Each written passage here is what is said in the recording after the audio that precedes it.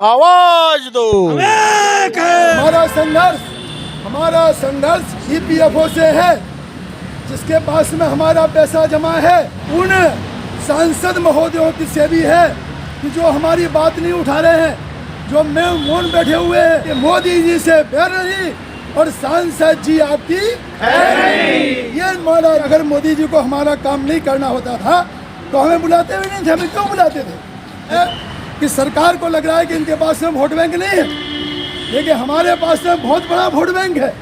माननीय कमांडर साहब ने कई बार कहा, अरे हम तो राजा बनाने वाले लोग हैं, हमें राजा नहीं बनना है, लेकिन राजा बनाने वालों की फौज हमारे पास में है। और हमारे पब्लिक पत्रिका के जो और सभी हमारे पत्रिका जो भाई हैं यहाँ, सबके प्रति समय के अभाव में हम नाम नहीं ले रहे हैं। हम लोगों के ऊपर न्यौछावर कर दिया है। ऐसे महापुरुष को हमारे निराश लोगों के राम है वो। मैंने अंदर से देखा, जो लोग पड़े हुए हैं, पलंग पे पड़े हुए, जो उठ नहीं सकते हैं, जो चल नहीं सकते हैं, जो आशा लगाए बैठे कमांडर साहब हमारा काम कब होगा। और निश्चित रूप से हमारा आंदोलन सफल होगा तो हम जीतेंगे और जल्दी हमें अच्छी पेंशन मिलेगी। हम तो 7.5 प्लस दिए, इसमें लोग जो है अपना समाधान मानेंगे। हर पेंशन के लिए अप्लाई करने वालों की संख्या बहुत कम रहेगी। और हायर पेंशन के बारे में एक और है, माननीय कमांडर साहब चाहते हैं कि उस रकम की बुक एडजस्टमेंट कर दी जाए जो हमको सरकार को भरना है, और सरकार जो हमको एरियर्स देगी उसकी बुक एडजस्टमेंट की जाए। लेकिन ईपीएफओ वही भी मानने के लिए तैयार नहीं है।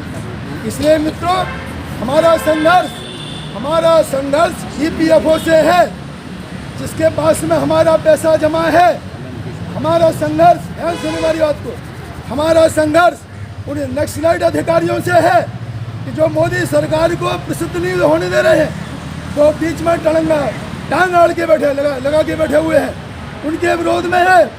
और साथ में उन सांसद महोदयों की से भी है कि जो हमारी बात नहीं उठा रहे हैं, जो मौन बैठे हुए हैं, कुछ बोलने को तैयार नहीं है। उनके लिए तो हम संदेश देने वाले हैं। क्या देने वाले? कि मोदी जी से बैर नहीं और सांसद जी आपकी है नहीं। ये नारा जो है यहाँ से हम लेके जाएंगे। क्यों? क्योंकि मोदी जी बार बार कह रहे हैं। मुझे याद है माननीय कमांडर साहब के साथ में हम पहली बार गए थे तो उन्होंने स्पष्ट कहा था कि हेमा जी आपने बहुत अच्छा काम किया है, आप इन वृद्ध लोगों को मेरे पास लेके आई हैं और मैं आपका प्रधान सेवक हूँ, आपका काम जरूर करूँगा। बाद में फिर दोबारा मोदी जी ने फिर बुलाया। तो सवाल ये है कि अगर मोदी जी को हमारा काम नहीं करना होता था तो हमें बुलाते भी नहीं थे। हमें क्यों बुलाते थे? लेकिन जब 2 बार बुलाया हुआ है, इसका मतलब हमारा काम जरूर होगा। अब रहा सवाल ये कि क्यों नहीं हो रहा है, उसमें 2-3 चीज़ें हम आपको स्पष्ट कर दें, बहुत महत्वपूर्ण चीज़ें हैं। पहली बात, मुझे ऐसा लग रहा है कि सरकार को लग रहा है कि इनके पास में वोट बैंक नहीं है, लेकिन हमारे पास में बहुत बड़ा वोट बैंक है। माननीय कमांडर साहब ने कई बार कहा, 19.33 करोड़ का वोट बैंक हमारे पास में है। कितना बड़ा वोट बैंक! 7.5 करोड़ लोग जो है वर्किंग एम्प्लॉयज है और 75 लाख लोग हमारे कौन है? रिटायर्ड पेंशनर्स हैं। 75 लाख परिवार है। इतनी बड़ी वोट बैंक हमारे पास में है। आप बिल्कुल चिंता मत कीजिए, हम सही दिशा की ओर जा रहे हैं। संवेदनशील सरकार ने, बीजेपी सरकार ने इस मुद्दे को उठाया था, हो सकता है किसी कारणवश नहीं काम कर सकी हो, इसलिए जो है बार बार कमांडर साहब कह रहे हैं कि आप अपना आश्वासन पूरा कीजिए, आप अपना वचन निभाइए और हम सबको जो है अच्छी पेंशन दे दीजिए। हमारी मांगों को मेडिकल सुविधा सहित तुरंत हमारी मांग को पूरा कर दीजिए। इसलिए हमने एक प्रोग्राम बनाया है, वो प्रोग्राम के ऊपर हम चलेंगे। हमारा संघर्षात्मक प्रोग्राम, उसका संकल्प यहीं से शुरू होता है। और इसीलिए माननीय कमांडर साहब यहाँ आप लोगों के बीच में आए हैं, क्योंकि दिल्ली तो हमारा आधार है, दिल्ली तो हमारा दिल है। इसलिए माननीय कमांडर साहब यहाँ आए हैं। अब कमांडर साहब से हम प्रार्थना करेंगे कि आपको मार्गदर्शन करें। इसके बाद में आगे की जो हमारी योजना है वो हम तैयार करेंगे। माननीय कमांडर साहब से प्रार्थना है कि वो हम सबको, वो हमने खुद से हमें समय पड़े हैं, उन्होंने बहुत त्याग किया है, उनकी तपस्या है। हम प्रार्थना करते हैं मार्गदर्शन करें और थोड़ा सा आगे के बारे में हमें बताएं। और एक और अंतिम बात आपको बता दें, आप बिल्कुल भी, हमारे सभी पर्याय खुले हैं। लोग कहते हैं कि भाई आप लोग राजकीय क्षेत्र में जाएंगे क्या?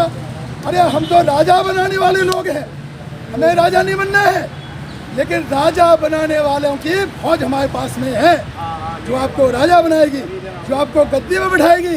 और हमारे पास में बड़े पत्थर भी हैं। अगर आपकी गाड़ी, हम चाहेंगे, अगर आप हमारे साथ में काम नहीं करेंगे तो आपकी गाड़ी जो है बड़ा पत्थर लगा कि आपको गाड़ी को रोक भी सकने की ताकत हमारे पास में है। हम कोई बड़प्पन की बात नहीं कर रहे हैं, अहंकार की बात नहीं है, ये वास्तविकता है। और हमारे पास में बहुत ताकत भी है कि हम अपना अस्तित्व खत्म कर देंगे। किसी की गाड़ी अगर जो है कहीं फंसी हुई है तो उसके टायर के नीचे हम लग जाएंगे और एक आधार बना देंगे, हम अपना अस्तित्व खत्म करके गाड़ी की आपको निकाल देंगे। लेकिन जो है इस बात को सरकार ध्यान से सुने। आप हमें सब जो है हमारे टीवी चैनल के जो भाई हैं, जो हमारी बेटियां हैं, हम आप सबको बहुत बहुत आशीर्वाद देते हैं और आपको बताते हैं इसी भूमि से आने वाले समय में आप सबका भविष्य, जो वृद्धों की बात कर रहे हैं, उनका सबका भविष्य उज्जवल है। आप सबकी मनोकामनाएं पूरी होंगी और आप खूब आगे बढ़ेंगे और देश की सेवा भी करेंगे। ऐसा बताते हैं कि जो व्यक्ति किसी को मेहंदी रचाता है उसके हाथ जो है अपने आप मेहंदी से रच जाते हैं। आप तो सेवा करते रहिए और आपके हाथ अपने आप रचते रहेंगे, आगे बढ़ते रहेंगे।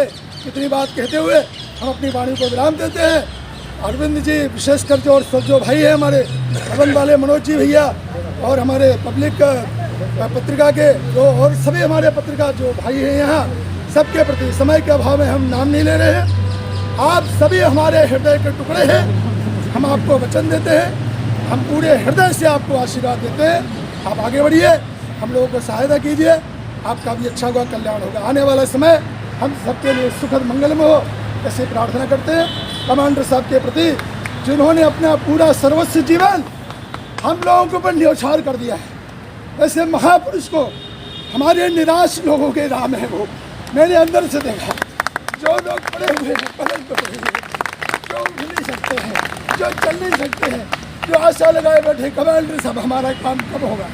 दुख की बात यह है कि हमारे लोगों के पास में 90% लोगों के पास में स्मार्ट मोबाइल ही है। वो बेचारे कहीं व्हाट्सएप पे नहीं है, ना कहीं मीडिया पे है, लेकिन ना ट्विटर पे है। लेकिन माननीय कमांडर साहब की जहाँ सभा होती है वहाँ हजारों की संख्या में चल के आते हैं। महाराष्ट्र इसका प्रमाण है, उत्तर प्रदेश का प्रमाण है, दक्षिण भारत इसका प्रमाण है। जहाँ जो है कर्नाटक जैसे राज्य में और माननीय कमांडर साहब की 10-10 हज़ार लोगों की सभा हुई। शिरडी की सभा में करीब 12,000 लोग थे और औरंगाबाद की सभा में 7 से 8,000 लोग थे। वो सभी हमारे अपने हैं। लेकिन कमांडर साहब की एक आवाज़ के ऊपर जी जान से मर मिटने को तैयार है। ऐसे भाइयों को हम यहाँ से नमन करते हैं, इसी भूमि से वंदन करते हैं और निश्चित रूप से हमारा आंदोलन सफल होगा तो हम जीतेंगे और जल्दी हमें अच्छी पेंशन मिलेगी, हमारी चारों मांगी पूरी होंगी, ऐसा हम आपको विश्वास दिलाते हैं। और हम बिल्कुल भी आपको हमारी क्षमता के हिसाब से आपको बिल्कुल भी निराश नहीं होने देंगे और जीत जल्दी दिलाएंगे माननीय कमांडर साहब के नेतृत्व में। और मीडिया के सहारे आप सबको प्रणाम करते हैं। माननीय कमांडर साहब, कमांडर साहब जिंदाबाद।